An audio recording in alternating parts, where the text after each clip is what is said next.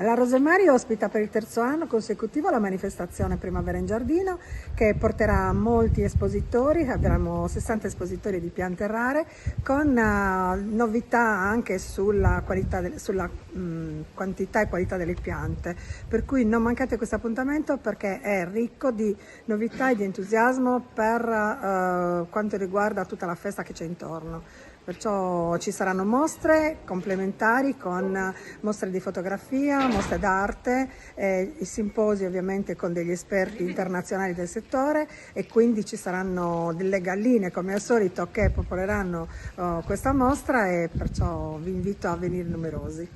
Un'attenzione particolare sarà rivolta agli architetti e progettisti del paesaggio, caldamente invitati a partecipare a questo appuntamento.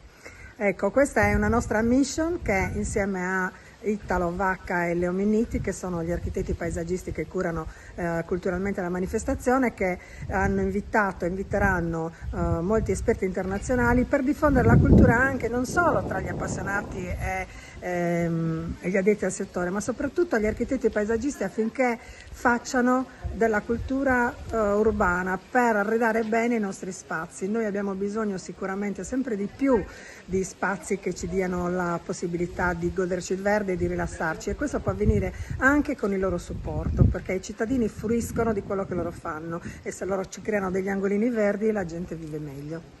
Prevista anche la presenza di autorevoli esperti a livello internazionale, che saranno anche a disposizione di chiunque voglia chiarire alcuni dubbi o acquisire nuove conoscenze. Sì, esatto. In questa manifestazione, oltre che appunto l'esposizione vendita delle piante, ci sono questi aspetti culturali. Ci saranno i salotti verdi, dove parleranno degli esperti internazionali pluripremiati, che parleranno soprattutto di cultura verde mediterraneo, e quindi ci sarà un salotto verde dove tutti possono partecipare, soddisfare le loro curiosità e fare a questi esperti delle domande, e quindi è una cosa importantissima per chi ha sete di sapere partecipare a queste riunioni. Nei vostri progetti quello di trasformare in un parco urbano fruibile da parte di tutti questo spazio recuperato, è così?